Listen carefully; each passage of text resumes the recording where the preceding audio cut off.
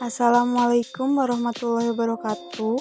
Perkenalkan, kami dari kelompok 3 Manajemen Sumber Daya Manusia yang beranggotakan Angge Agesti Amelia dengan NPM 101201113, Hoeru Nisa Ajahra dengan NPM 101200093, Siti Nurrohmah dengan NPM 101200103, Taufik Nurrohman dengan NPM 101200121 yang akan menjelaskan materi tentang perencanaan sumber daya manusia. Apa yang dimaksud dengan perencanaan SDM? Proses analisis dan identifikasi yang dilakukan organisasi terhadap kebutuhan akan sumber daya manusia, sehingga organisasi tersebut dapat menentukan langkah yang harus diambil guna mencapai tujuannya. Faktor-faktor yang memunculkan permintaan SDM. 1. Faktor eksternal, perekonomian, sosial, politik, hukum, teknologi, persaingan. 2.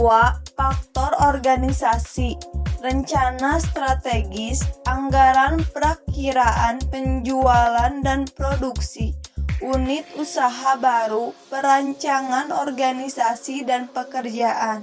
3. Faktor tenaga kerja, pensiun, pengunduran diri, pemutusan hubungan kerja, kematian, cuti.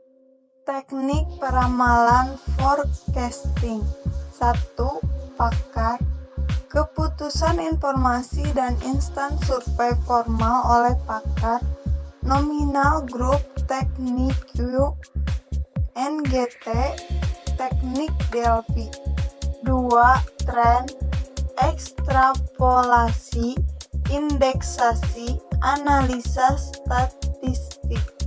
3. Metode lain, analisis anggaran dan perencanaan organisasi, analisis usaha baru, model komputer. Analisis beban kerja, menentukan berapa jumlah pekerja yang dibutuhkan untuk menyelesaikan suatu pekerjaan dan berapa beban yang tepat dilimpahkan kepada seorang pekerja. Analisis tenaga kerja, menetapkan kebutuhan tenaga kerja yang digunakan untuk dapat mempertahankan kesinambungan sebuah perusahaan. Persediaan tenaga kerja, memperhitungkan tingkat pergantian tenaga kerja, labor turnover. Dengan rumus, tingkat pergantian tenaga kerja sama dengan sigma tenaga kerja yang berhenti dibagi sigma seluruh tenaga kerja dalam daftar gaji dikali 100%. Rumus ketidakhadiran. Tingkat ketidakhadiran sama dengan sigma ketidakhadiran pada periode tertentu dibagi sigma ketidakhadiran yang seharusnya pada periode yang sama dikali 100%. Konsep tentang jumlah tenaga kerja yang dibutuhkan untuk menyelesaikan pekerjaan. Yang pertama, target volume pekerjaan. Volume pekerjaan yang diselesaikan dalam batas waktu tertentu.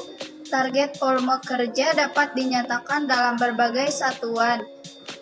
Misalnya meter, kilometer, kilogram, jam, hari, orang, dan sebagainya.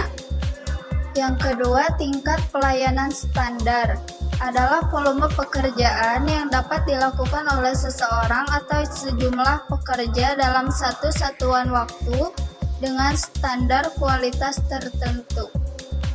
Penawaran sumber daya manusia internal terdiri dari audit, suksesi replacement chart, dan eksternal terdiri dari kompetisi dan analisis pasar TK. Sistem informasi SDM. Setiap pendekatan yang tertata dan sistematis untuk memperoleh informasi yang relevan dan tepat sebagai dasar untuk mengambil keputusan di bidang sumber daya manusia. Manfaat SDM. 1. Meningkatkan akses terhadap data SDM. 2. Melancarkan dan membekukan proses-proses. 3. Menyediakan data yang lebih konsisten dan akurat. 4. Menciptakan profil internal yang lebih baik bagi departemen. Fungsi dasar SDM. 1. Menyimpan rincian data pribadi karyawan seperti riwayat karir, kualifikasi, kompetensi, catatan cuti, dan ketidakhadiran. 2. Menyimpan rincian data pekerjaan karyawan, misalnya jenjang, pangkat, gaji,